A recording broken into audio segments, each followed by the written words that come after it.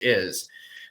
This being our tier list of the heroes and where they sit normally, how writers compare them to one another, I think that what we need to talk about are the middle group, A through C, because when I look at these as a writer, I think Dr. Fate is often well written. Superman, often well written. Batman, Green Arrow, The Question, often well written.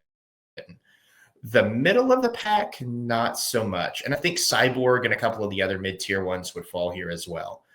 Yeah. And what I want to figure out is why that happens. So let's look at, say, Justice League Doomsday, the movie. So you have the general idea of the movie is you have Superman is going to take on Doomsday because he's the cavalry, he's the last one in, etc.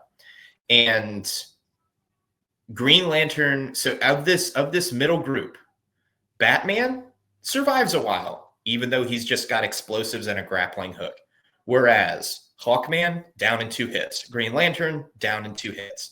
Martian Manhunter, thrown into a propane tank that explodes. Flash, down in 1 hit. Wonder Woman takes a little more time to go down, but is dropped ultimately by Doomsday in a straight-up fight. And I think the problem with these characters is, like you and I talked about in our the last section of this video, Aquaman, same thing. He's off-screen beaten. It doesn't even show him get beaten. Is that there's a lot of ways that these characters could beat Doomsday. And what's fascinating is in the movie, and we talked about this, in the movie, Batman is communicating with Green Lantern and is like, hey, we need you to create a perimeter because Doomsday can't fly, right? And he goes, this is no time for a rope-a-dope. I'm part of the Green Lantern Corps. We eat monsters like this for breakfast. And he just straight up puts him in a containment field, jackhammers him into the ground, then puts him into a containment field about 12 feet from Doomsday. Doomsday busts out, punches him, breaks his shield, and knocks him out. And it's like, Green Lantern, you can fight at hundreds of feet of distance. What are you doing? Yeah. So, this could be a ranged battle. Right. Or Aquaman. Why are you fighting him on land? He's got a fist for a brain. Lead him into the water. Yeah. Look, as far as I'm concerned, and I've said that a few times, because again, all this is my opinion, these characters are sidelined to give paid tag. They're pity, to put it simply.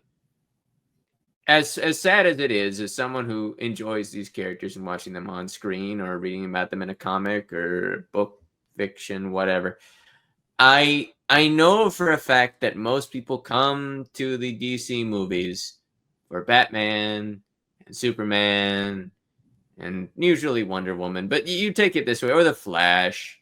It's like these guys are the ones we want to watch. They're the mainliners. Yeah, they're the big guys. Look,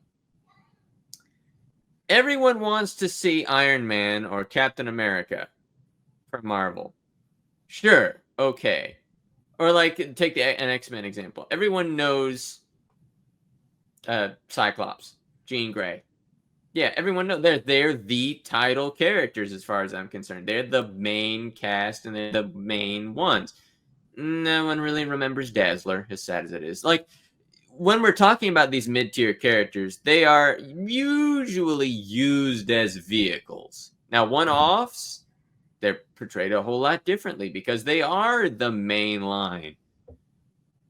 So, yeah. Well, and I think one of the things whenever you're writing, so if we were to give some advice on writing these characters, I want to go through these C to A tier characters and say, okay, if you're going to put these guys in a Justice League movie, because even think about the Justice League movie, like the big live action release.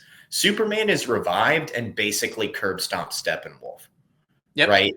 Now, that's in the Josh Whedon version. I haven't gone and rewatched the Snyder clip because the Josh Whedon version, and again, this is how these guys are presented, not every single depiction of them, is Superman gets revived and Steppenwolf, who was basically fighting off Aquaman, Cyborg, Wonder Woman, the Gambit, Superman just beats them. There's even a scene where the Flash is like running to push a truck away, and Superman's saving a school building. And so he's saving like 5,000 people, and the Flash is saving like four.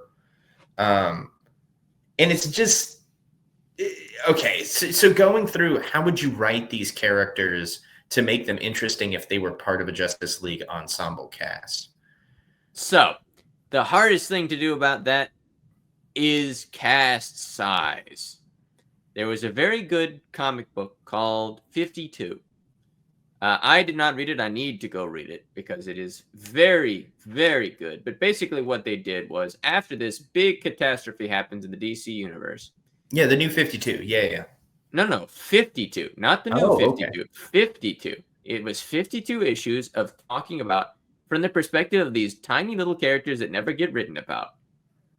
And it's their perspective on the DC universe and going through all these struggles. And it's so cool. It's very neat. And I know I'm talking, this is old news. This is old stuff. But basically, like they go, I forget even who's on that cast. But it's some of them that never get talked about. Or some of them that just, why are we talking about this character? Well, any character can be interesting if you give them enough to work with. When we're talk about the Snyder Cut. The Snyder Cut, I don't know a single darn thing about. I have not watched it. I didn't even watch the Justice League movie. Because I knew for a fact that it was just going to be once more a Superman show. Because of all things, Superman was going to get the most screen time. Screen time equals how developed the character is. And that's also in a book. You don't want to drag your book on going over different characters and expanding on these different characters. You might have a lot more leeway in a book or a comic or something along those lines, but you don't want to talk too much about a character that doesn't matter. And it's sad to say that a lot of these characters just in large ensemble casts end up being the you don't matter. And that's how it is most of the time. It's kind of sad. They'll get their moment to shine. Right. That's the reason why Superman's famous. And so I think, though, looking at these guys, what I would want to do is come up with a way to make their unique power set very useful to a story. And I think even in a way that doesn't overpower it. So, for instance, let's just start off with the C tier with like Black Canary. Sure. So Black Canary has hypersonic screams, right? Which can normally like deafen, blast people back, etc. What's cool about this power, and what I don't think a lot of people think about, is Superman has super hearing. So if I were writing a story and there was an evil Kryptonian, I'd be like, get Black Canary in. We got to drop her in like a sonic bomb and take out the bad guy because he's got super hearing, right? This is going to eviscerate him horribly. This power, because of there are so many people in this universe with advanced senses. I mean, just on this list, Vixen can give herself advanced senses. Superman has advanced senses, Martian Manhunter, Supergirl, etc. I think you can write this character as a specialist powerhouse that's brought in for like a, 11th hour save. And I don't think that it would mess anything up with her power scaling because she's not as strong or fast as him. But you see what I'm saying? And her power is sonic. What can he do? How do you escape that? If you have super hearing and you're weak to hypersonic blasts, you can't escape it. You can't run away from it. Much like you can't run away from air. It's vibrations in the air. I don't know what your thoughts are on that, but I was like, man, that would be a cool way to write her. No, that's really cool. More often than not, she's depicted as, again, street level. But as, like, when we're talking about her versus larger threats, or her being the kind of linchpin, that kind of utilization of a weakness would be very interesting to see. I wouldn't find anything wrong with it. I would just, I don't know. That would be kind of interesting to see. Maybe it's already been done. The DC universe has done quite a lot of things that I'm sure I don't know, and I'm sure you don't know. I don't have the money to go running around and picking up all DC comics. Yeah, so as a mainline depiction, I think that's the way you would correct her. The Atom, I think, is self-explanatory. you're super tiny. I've seen him used in interesting ways to put like microscopic kryptonite in Superman, enter people's bloodstreams, hide in plain sight because he can become small. He can also turn other things small. So like hiding the MacGuffin. I mean, this guy, you know, I think he writes himself as an interesting, you know, mainstay hero. He's also a genius. Um, yeah, so you can write him a ton of different ways and put him in an ensemble cast, and he's not really lost. But a lot of the time, he's kind of this. It's almost like him, Cyborg, and Mr. Terrific get put in the same role of like smart guy that like knows the technology, whatever it is. And that falls into the basic troping of characters when you have an ensemble cast, and that's kind of unavoidable. As far as I'm concerned, the only way to correctly do, and again, I say that, I preface with that phrase, because I have never written these characters. And this is a concept that I've never tested myself.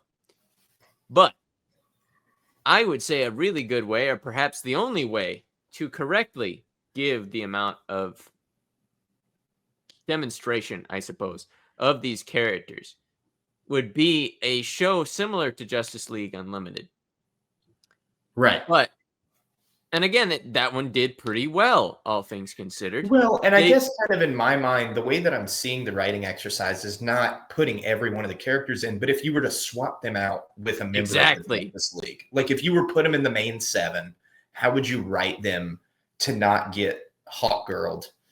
You know, where it's just like, okay, she's a Thanagarian, she's like flies and has super strength, but isn't really that different.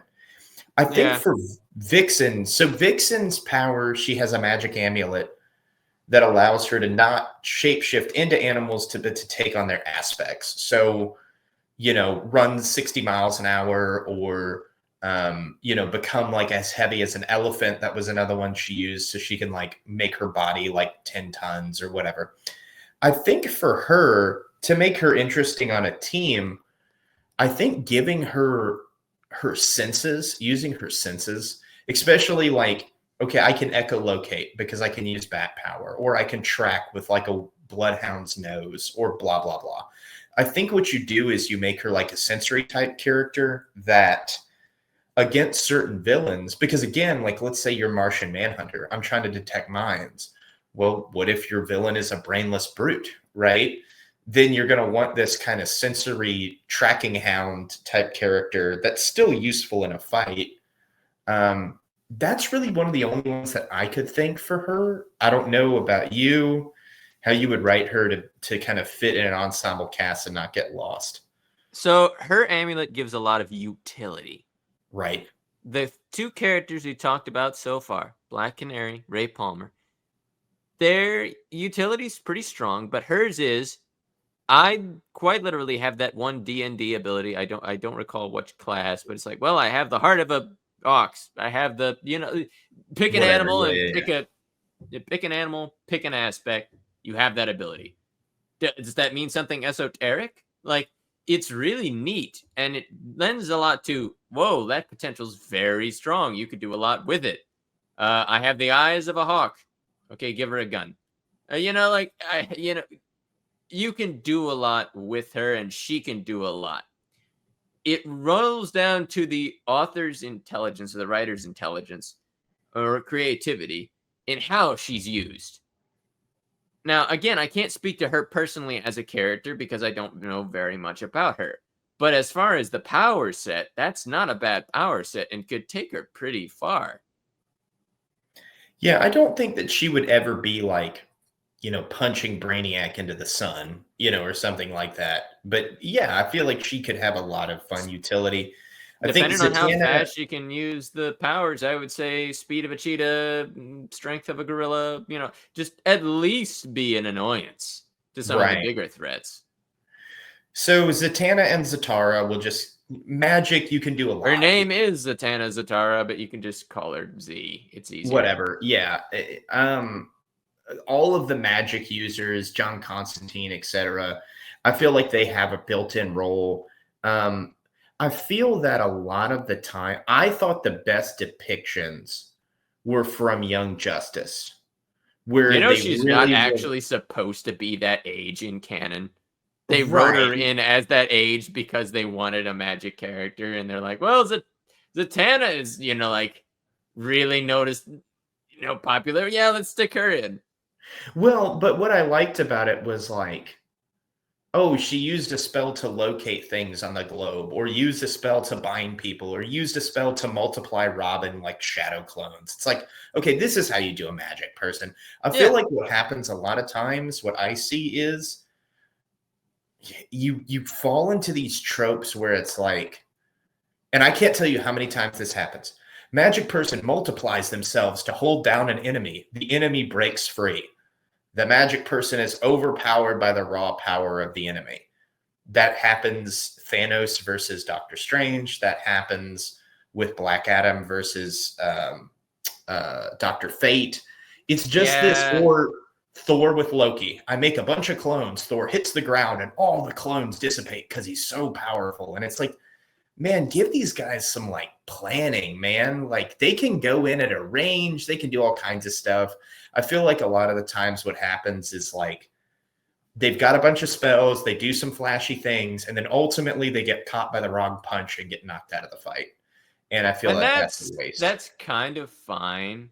But as far as and I agree with you in the fact of, oh, all right, I'm going to throw the wizard up against this powerhouse and expect them to win based on physical might or some kind of they're implying they're impressing upon their magical powers to make them more physically powerful, which is really stupid in my mind. As far as I'm concerned, you could be invisible, you could look at a D&D wizard. Look at a wizard in Master's Tale. You can do a lot of stuff. You can Oh do a yeah. lot of, like, she has the highest utility out of any character on this list, as far as I'm concerned. Again, preface, because I could be very wrong. Just being able to say whatever she wants backwards and it happening? Holy crap, that's big. That's huge. I don't know Right. the restriction as far as I'm aware. I say that because I'm sure she has some kind of restriction. I just don't know it. But like Zatanna has been written pretty well on a lot of different things. She was great in Justice League Dark. Like, I would write her, if I were to write her as a character, she would be very interesting as a main lead in a show. I don't Yeah. even know if there has been a Zatanna show. There could very well be. It could be kind of neat, actually. But just her ability to magic up whatever she wants as long as she can say it backwards is lends to very interesting foes. Maybe fast foes or, that sort of thing. People actually fighting against her, not on some nebulous power level a la Dragon Ball. Like, oh my gosh, his power level's over a certain number. I can't do anything to him. You're magic. Yes, you can. Like, yeah. Anyway, there's rant over. Yeah, no. I think you're right. I think that there have been a lot of good writing with this character. The next up, Steel. Steel is always a punching bag, and what bothers me about writing Steel is that Steel's powers never change. So Steel is, for all intents and purposes, an Iron Man version of Superman. What I think would make a great Steel story, like if I was going to write Justice League and I took out Hawk Girl and I put Steel in, is he gets beaten by a bad guy and upgrades. I've never seen it happen. I don't know why it doesn't happen.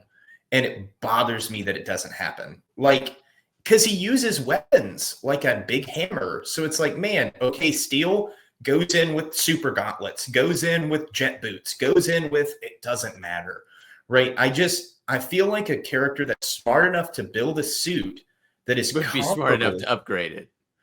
Right, exactly. So I would see if you're going to write Steel, the beginning to the end of the series, his power is gigantically different. I mean, in the same way that Iron Man builds a Hulkbuster suit or his Thor Buster suit or all those different suits, Steel should have 20 suits that he's fighting in. that uses all kinds. And I think you could stay with the medieval weapon theme. Like he could have a sword and shield or a spear or, whatever, right? See, the funny thing is what you're talking about is almost exactly what Batman does. And it's Right. funny that they don't give that level to Steel. No, Weirdly, Steel is just a Steel is moderately just strong dude a with a hammer. dude in a suit with a hammer, and it's sad because he could be a lot stronger. Especially, look, he has a niche, not a strong one, but a niche. He could give himself a huge niche if he builds. Look, every power we've listed so far, as opposed to maybe Zatanna's, could be his. There is in the DC universe quite a lot of magic science overlap. So he could probably figure out how to add in, I don't know, sonic cannons, a shrink ray of some kind of I don't multi-universal even think I've ever power seen him with shoot this. like an energy projectile. Now that's what I'm saying, is that he Like a could add a laser. lot Come of on, something. there's a lot of things he could add in, and he would even be on brand for Superman if he wants to play into the Superman fanboy idealism thing. Well, all right, just give himself laser eyes or give himself some kind of laser. He doesn't And even how mimic Superman all that well, which well, is and yeah. what's so cool about him too is that he and Cyborg should be best buddies, and they're two black superheroes. You could have a Cyborg Steel buddy cop movie, which would be amazing I'd because watch they're that. two Sounds really fun, actually. right. They're two like tech powered heroes. It's like, oh man, this is awesome. Okay, so Captain Atom. We talked a little bit about Captain Atom. More often than not, he's used to absorb dangerous radiation, like a nuke goes off and he sacrifices himself. Other than that, he does use red sun radiation to fight Superman, but I feel like can absorb and blast out radiation is like super powerful. Like he could microwave people if they were in the room with him. There's a lot of uses of his powers that I just don't see. Yeah, Um, and again, I should know him better than I do, and it's kind of sad that I don't but know that's him the because thing he's is that really like I've strong. never seen him used in a unique way. He just punches stuff. Yeah, and that's kind of where it falls in. Again, like a lot of these characters, he's never the frontliner. He's never the this is a Captain Atom show. This is a Captain Atom is fixing the problem. Captain Atom is the person they send in to show that they need Superman. Right. And that's another And and functionally yeah. speaking, he's like identical to Starfire. Like they basically have the same power set. I actually don't know Captain Atom's origin at all. I don't know it, but I know Starfire's because I watched Teen Titans.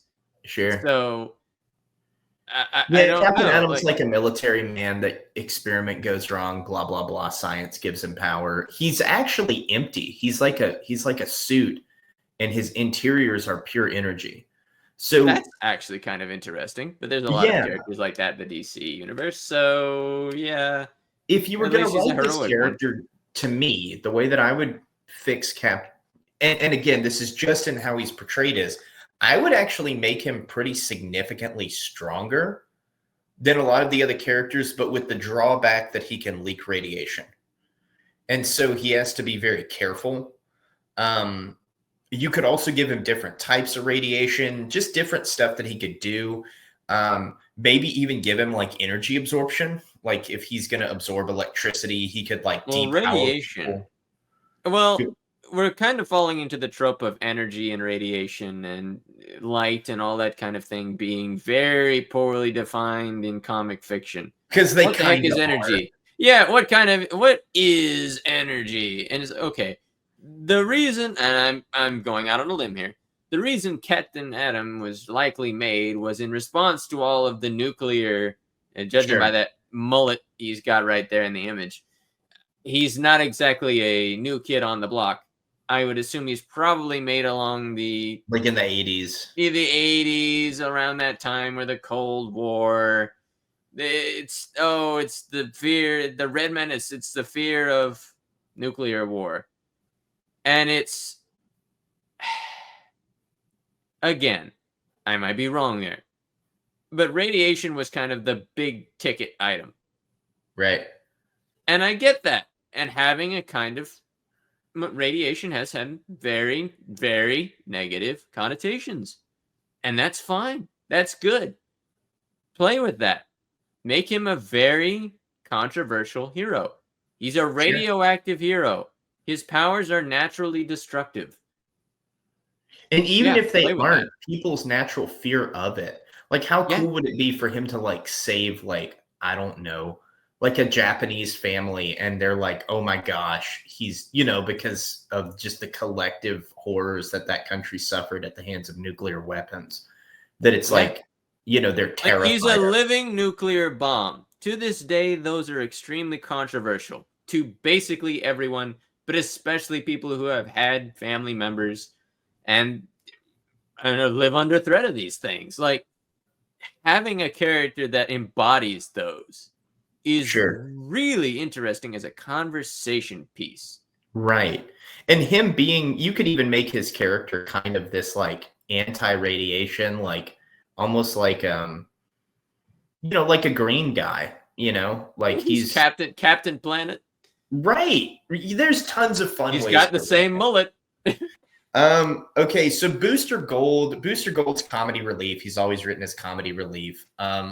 He's got abilities from the future, but he's like a normal guy with a super suit from the future. My thought on him, to be honest, is if I was going to replace him, like let's say I replaced Hot Girl, I would make it to where he knows something that none of the other cast knows because he's from the future and he is awaiting a terrible event.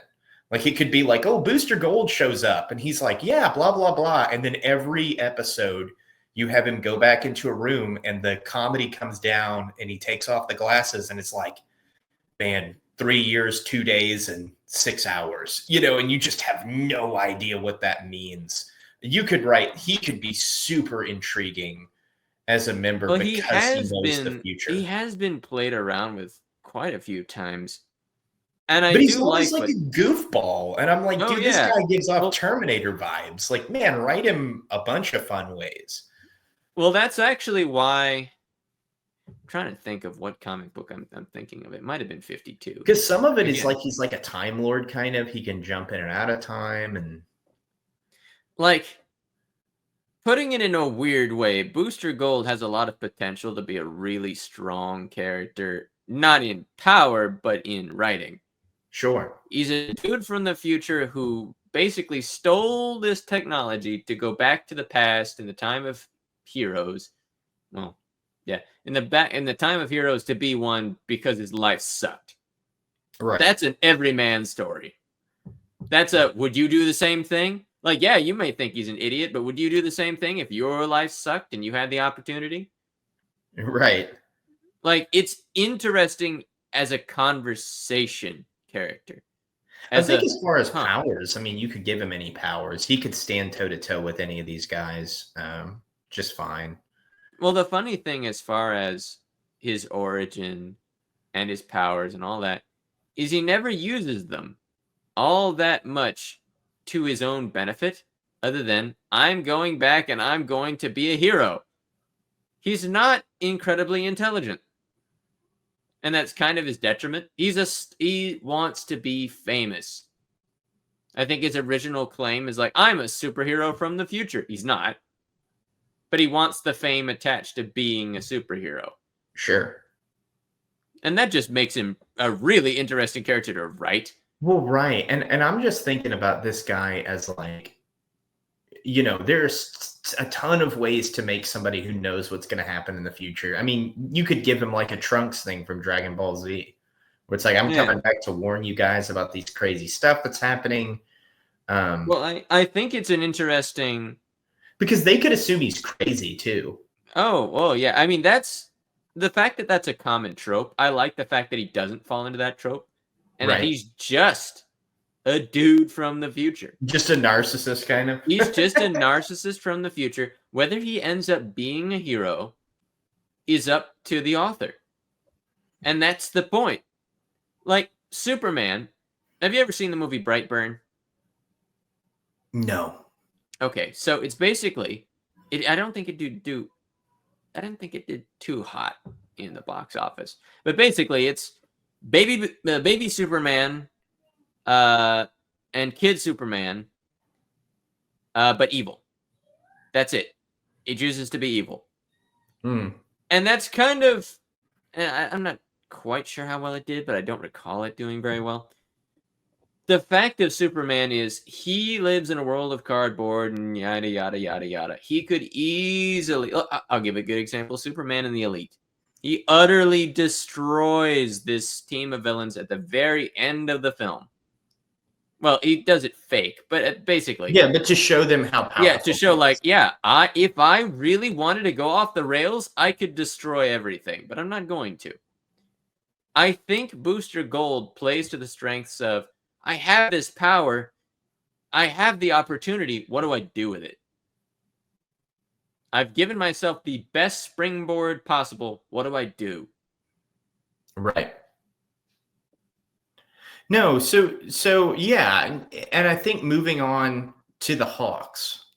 So this is kind of the quintessential badly written hero. And it's particularly their power set. This is actually even made fun of on the Fairly Odd Parents. They're like, "Oh, I have wings and I fly 30 to 35 miles an hour." Like it's just they're just so lame. And it frustrates me because and they even did this skit with Angel with X-Men. It's like I think it was the comedian Pete Holmes, and he's like, so you have flight, but it's not like a power. You actually flap your wings like a bird. And it's just it's not impressive. Well, here's the problem with DC. Look at these, and these are 20 heroes I pretty much picked at random. Okay. So once we get above B, Steel, I believe, can fly. Booster Gold can fly. So flying in super strength, 1, 2, 3, 4, 5, 6, 7, 8, 9, 10, 11. 11 of what is that? Well, no, it can't. That can't be right, right? 11 of 13 of them fly and have super strength. 11 of 13. Yeah, and I'm pretty sure Zatanna can make herself fly. Well, right. I'm just talking about being up, right? Oh, I know, right? Like that's really upsetting because what happens is in a normal world, somebody who could fly, had a magic mace, super strength, and super durability would be wildly powerful. But the problem with a lot of the DC heroes, the other thing too, is that a lot of these DC heroes have like clone versions of them, basically. There are like 4 Green Lanterns, and they're all better than Hawkman. You have Aquaman, Aqualad, Ocean Master. All of them are better than Hawkman. Like it's just take it this way. Hawkman and Hawkgirl, Thanagarians, are a race of conquerors, at least in the Justice League Unlimited show. Sure. I do not know how they're typically portrayed. I don't know how they were portrayed. I mean, in the only other time that I've seen them is as individual superheroes or as a race in My Adventures with Superman. They had a Thanagarian there. I guess take it this way. In any other media that you would cross over with, they are planet conquering. They are better. They're warrior angels, yeah. They're warrior angels. They do not have a ranged option, which is kind of odd. I guess they can throw the mace, huh? Yeah, I think they have like some little like military guns with their like a staff that shoots a beam or something. I think something along those lines. I don't really recall their military, but as far as it's weird, as far as I can throw them, it's kind of weird to put them in the position of, all right, we're going to throw them against the DC universe, or they're in the DC universe. I think this is a method of, I'm going to look it up, but I think this is they were really strong in their comic counterpart, but they got kind of shafted whenever they got pushed into the main DC canon. Okay. Or bought out. and then they just how would you? So this is how I would try to write them to be relevant. One, they have a weird nth metal, and whenever you have a weird metal, you can do a lot of garbage with it. I would say using the metal as like a form of shield, and that's been done in the Wonder Woman 1984 movie, that type of thing. If you make their wings metal and it's magic BS metal, you can do a lot. They also tend to be able to absorb and reflect electricity, which we've seen in Black Adam and so on. And they have anti-magic type powers with Hawk Girl fighting Solomon Grundy. So I think you just lean into this metal having a bunch of weird properties that's basically like, you shoot me with any energy or projectile attack, it doesn't work. And so you have to fight me up close. And I think that's how I would mitigate their weird fly at you with a mace thing, is basically long range attacks don't work on them. And their metal could be anti-magic. So then you could have them auto beat Zatanna, Zatara, Dr. Fate, yada yada. That's the only way I could really think to do it.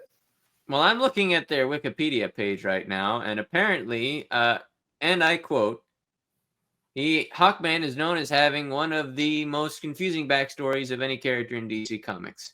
Nice. Apparently he's because he was an alien, I don't think, at a point. No, he's a reincarnation of an ancient Egyptian prince. Nice. Let's see. Discovered Moon Knight powers. Could negate the effects of gravity, allow him to fly. So, like, initially, it looks like the mace allowed him to fly, a la Thor. But usually he's the whole Thanagarian thing where he's like an alien, like the alien thing. Let's see. There's 2019 Hawkman reconciles characters' histories. Alien murderer cursed to atone for his crimes by saving as many people as he helped slaughter under the service of an alien god. This series reveals that the curse reincarnates the character across time and space, occasionally allowing multiple incarnations to coexist. That's kind of interesting. As far like, it's sad to say it, but there are plenty of ways to add different powers. As far he's nth metal. All right, give the metal a whole lot of different stuff. Yeah, give the metal a whole lot of different stuff. I mean, Captain America is a really buff guy with a frisbee. At the end of the day, you can give him a bunch of different properties. Wolverine has a healing factor, but his mainstay is an adamantium skeleton. Sure. I think that's the way you fix him, because I've always thought Hawk Girl was lame. I mean, she was lame. To be honest, they are kind of lame, but they're lame compared to the people there. And again, it's Flash comics actually, so they were not originally DC main line, and they got kind of shunted in. So they were initially power scaled much better, and that's why a lot of these characters get power scaled so poorly, is because within their own canon, they get kind of thrown to the wayside versus someone like living in the same world as Superman. You aren't all that strong anymore. Right. So the A tiers, I feel like these guys are written well a lot, but I feel like they're also sidelined as well. So going with the Flash, I'm going to be honest, the CW Flash, and I'm going to get a lot of flack for this, I don't feel like it's the character. At least it's not. Go ahead. So I saw the CW Flash. I was unimpressed. Well, a lot of the CW shows are kind of unimpressive. They keep writing Flash as this weird nerd. Well, he kind of is in the original comic, but he gains a lot of confidence. He's the Spider-Man of the DC universe in a weird way. Yeah, I guess so. Here's the difference between the Flash and a lot of other characters. The way that I think about the Flash is, he runs and thinks thousands, if not millions of times faster than normal people, right? So if the Flash wants to win, he can win. One of my favorite ways that they depict this is in Justice League Unlimited. He has a bunch of villains that want to take him down, and they all fail. And he knows where they like hang out. He's like, yeah, there's like a dive bar, and they go and hang out there. And like, there's one guy who's like a Joker analog for the Flash. I think his name's the Trickster or something. Yeah. And he sits down with him and is like, hey, man, you need to turn yourself in. Like, because he's kind of a god. I guess it's like the Flash's big thing is that he could really hurt people and doesn't want to. And I feel like that's the best way to write him rather than being like, oh, Doomsday could backhand him and just take him out. I feel like the Flash is one of those characters where it's more like, okay, I'm moving at super speed and trying to make sure I don't rip people's heads off or like, you know, accidentally kill people or whatever. So I'll give you a really weird example. Why the Flash has all these troubles and Superman also catches this same kind of issue. Why they have all these issues fighting things is because the writing is focused on them fighting something as opposed to them dealing with a problem. Exactly. And that might sound odd, but take it this way. Elsa from Frozen. Elsa from Frozen is extremely powerful in universe, in her own world. But nobody comments on that. The whole movie is based around who she is, not what she can do. Exactly. And that's why like people try and power scale her and go like, oh, can she fight this? Can she fight this? Yes, because she's built upon fantasy fairy tale logic. She's like a god. I mean, she's extremely strong. And that's the same thing here is the Flash is really strong. The Flash is stupid strong. The Flash, if written to his best potential, whatever, can vibrate his hand into your body and rip your heart out. Yeah, he can literally rewrite time. That is one of his expressed abilities. That's broken. But again, more often than not, to ground this character, they take him and they look at who he fights. They look at how he lives. They look smaller. And that's the point. They look smaller. And when he's in this ensemble cast, he's a speedster. Okay, so he has to fight the villain by being fast and punching the guy. Again, they can't think small because they're thinking too big with the cast. Whenever you have like individual episodes, for example, Justice League Unlimited, I can think of about 4 or 5 episodes off the top of my head that correctly used Flash in maybe a 3-man team as him being a pretty good support in how he handles things. That's again, Superman's the same way. He's all powerful and basically a god. The Christopher Reeve Superman takes all the nuclear weapons and puts them in space. It's ridiculous. Right. But also, like, he's doing that for a reason. He's a character. He's a person. He's a person with powers. You can't just write powers. Powers with a person attached is not really all that interesting most of the time. And that is why when the stronger a character gets, the more powerful a character gets. I'm not talking about utility like Zatanna or Batman or whatnot. The more powerful a character gets, the smaller you have to look at their life and how they live it. Otherwise, they just become this, well, why do they care about anything? Well, why do they do anything? They have to have strong character basis for them to do just about anything.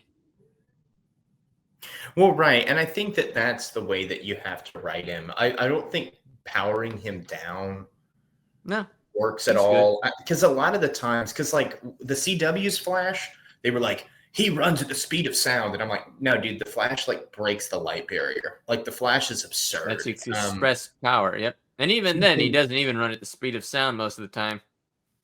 Right. Like he can run, like Captain Cold can bury 5 bombs in a city and the Flash can search the entire city in 30 seconds and have all the bombs. Like or less. Like right. Pizza is free. And he'd make that joke. Right. So moving forward, and I actually want to touch on Wonder Woman before Supergirl because I had an interesting thought on Supergirl that pertains to Wonder Woman. So Wonder Woman is flies, super strength, super speed, etc. Right? This is female Superman, in my opinion, a lot of the time. Right. With the exception of she's Amazonian and can use weapons. And to me, Wonder Woman, I thought whenever they had the Batman v Superman movie, and Superman stabbed Doomsday with a spear, I could not have thought of a worse written thing to do, being that Wonder Woman is in fact trained with a spear. Yep. So to me, the way that I would write Wonder Woman to stand out amongst the group is make her a weapon specialist, give her specialized metal, let her be the weapons technical expert that's not as strong as Superman, but is a much better technical fighter. And I think that that is shown sometimes, right? Like with her stabbing Darkseid in the eye with her sword. I think that there's a lot of cool stuff that she can do. But to me, I would get very technical with her fighting and make her the weapons gladiator martial artist of the group.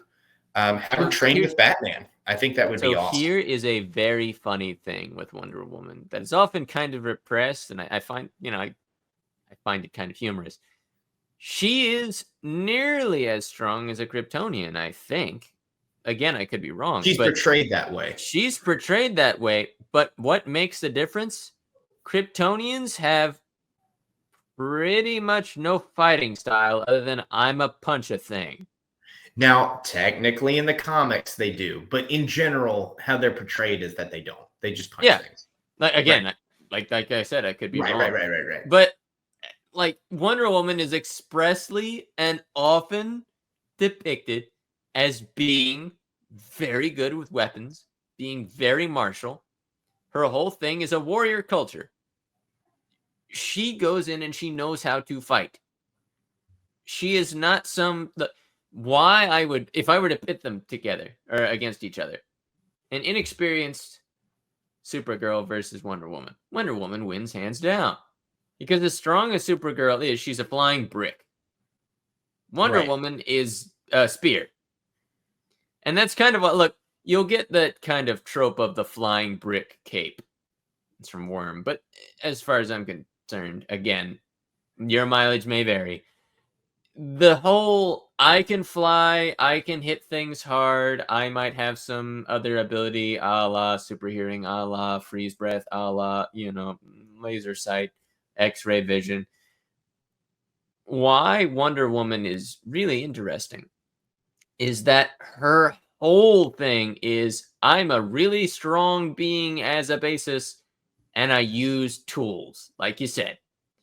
And I use them well because I've trained with them really well. And she just gets sidelined a lot. And it's kind of sad to see that because she could go farther. Sure. She's one of the big three of DC. And that's good. But she's also she's not the Naruto, Sasuke, and Sakura level of kind of put to the side, but she's not as depicted as well as Batman or Superman. And that's kind of sad because she could 100% be that. Sure. Yeah, so I think, and where I wanted to reach that with Supergirl is that Superman and Batman and Wonder Woman meet as adults, but Supergirl canonically is younger. And this is even depicted in the Supergirl animated movie where she trains with the Amazonians. To me, the difference between Supergirl and Superman should be that Supergirl learns from these other heroes. I think that Supergirl could take on a lot of aspects of other heroes that would make her unique, in the sense that Superman is probably fairly set in his ways, whereas you could have like Black Canary, who's a martial artist, or Wonder Woman, who's a master weapons fighter, or Hawkgirl, or whatever, teach this young Kryptonian who's a fresh mind how to fight. And in my mind, Supergirl should inevitably outstrip Superman. Superman grew up on a farm, suppressed his powers till he was a teenager, and then basically has relied on the fact that he can like headbutt a bus to death, with his face. Whereas Supergirl is coming on the scene with a lot of superpowered entities already, like Superman wasn't walking around dealing with Darkseid at 17, whereas Supergirl is. And so in my mind, you could use her if you were going to replace, I don't know, Green Lantern or whatever in the 7 with Supergirl. I would say replace it with the young upstart who over the course of the seasons gets much, much stronger, better, more agile, more well-trained, etc., or and just surpasses her cousin. Yeah, or in just some ways better or different than Superman. Sure. A Kryptonian that uses tools? That would be cool. Well, right, which can never happen for some dumb reason. I mean, Martian Manhunter, I think we've really talked about him. He's got so many powers that just are awesome and are never used. Especially Honestly, he's one of my favorite characters. Shape-shifting to fool enemies should be used constantly. How fun would it be to have like Bane run up on Batman, punch him, Bane's fist breaks, and then it transforms into Martian Manhunter, who's strong enough to just tank Well, that they bullet. did pull that with Superman. Right. They have Superman dress up as series. Batman And in the that's animated series. the thing with John Jones, the thing with Martian Manhunter, is that he's a really unique character in that his race has made quite a few mistakes. Right. Or, maybe not in some canons. And it's cool that, look, his name is Martian Manhunter. I'm not quite sure what the origin of all the such and such Manhunter names. I don't quite get it. Like, there's at least 4 characters that I can think of that have that moniker attached, and it's kind of odd. But he's very interesting because he's just a dude. Like, he's just a guy with powers. He is not some, okay. If he could settle down and just have a nice, normal life, he would have just a nice, normal life. Sure.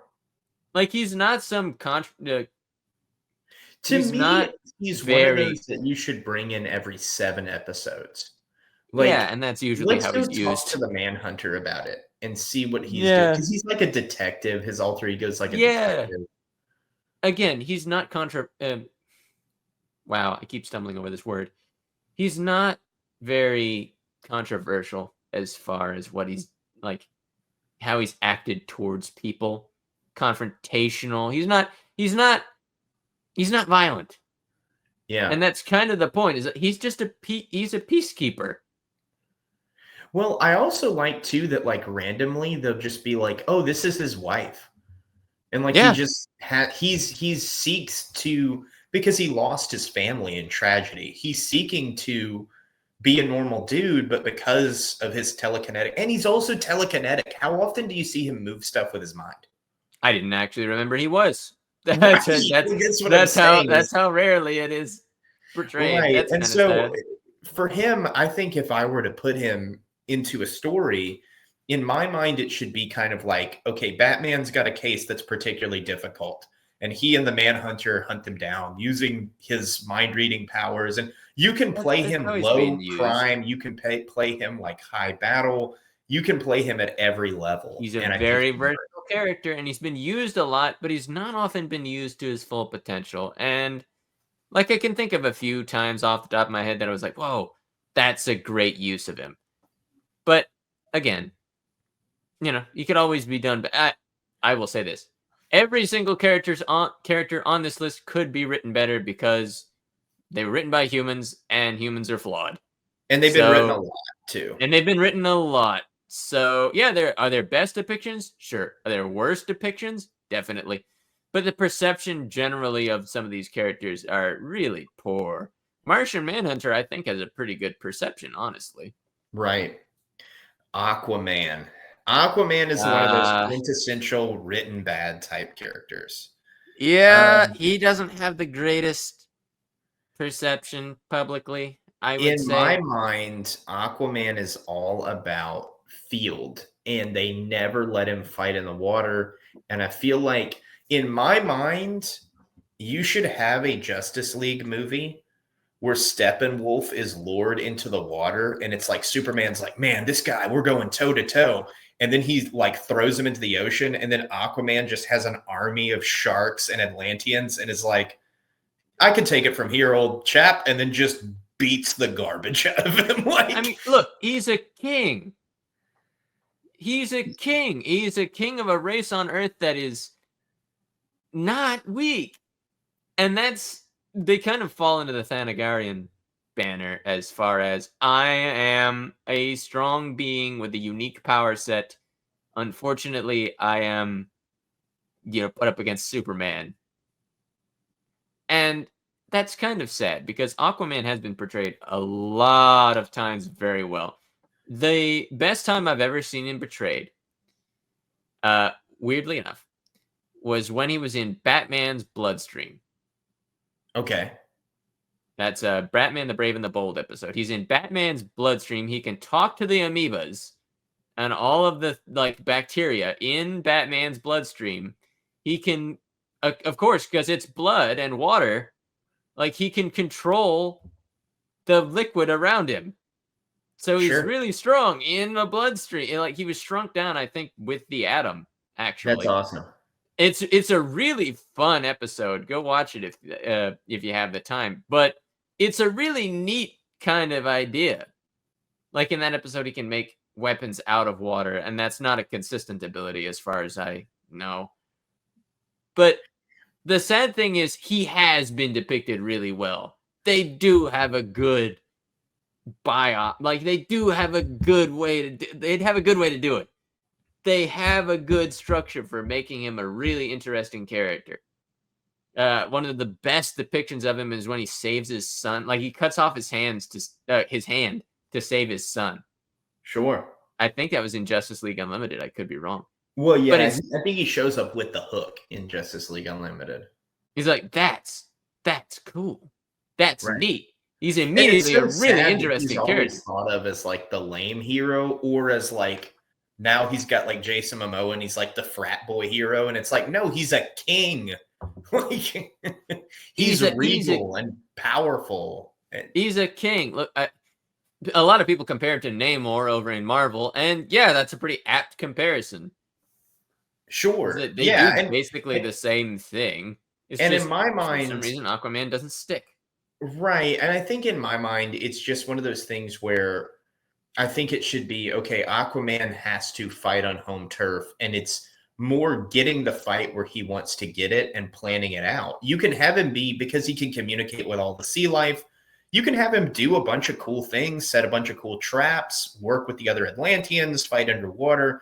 There's a ton of ways that he's not used, because most of the time he's just, I don't punch quite as hard as Wonder Woman or Superman. I don't fight quite as well as them, but here I am. I'm gonna do it anyway. Right. And it's finally, Green Lantern. Green Lantern it's a creativity issue. A lot of the times he's got big boxing gloves or guns or whatever. I think to me with Green Lantern, it's about creativity and distance and intelligence. And really, he should be able to. Now, I mean, obviously, there are going to be people that are strong enough to break his constructs, which I'm fine with. I think if they couldn't, he would be just rigged. But on the flip side, I don't know. There's a lot of fun stuff that he can do that I just think he doesn't do. All right, you want minions? Yeah, okay, I'll make minions. Sure. Can I make a copy of Superman? Yeah. Okay. There's a lot of things that a Green Lantern ring can do based on willpower, and I like that idea. It's an escalation engine. As long as I am confident in my will that I can beat this person, I can do this. I can throw out whatever I want. The second I lose my confidence, okay, I'm useless. Right. That's interesting. That is a built-in. Well, when they used him in Justice League Doom, they injected him with Scarecrow's fear toxin. And it was perfect. He's got a built-in weakness. Yeah. That's cool. That's neat. And whenever you have the other lanterns, Red Lantern, Yellow Lantern, Blue Lantern, Indigo, Blue. I said, no, what's the other one? Violet. Colors of the Rainbow.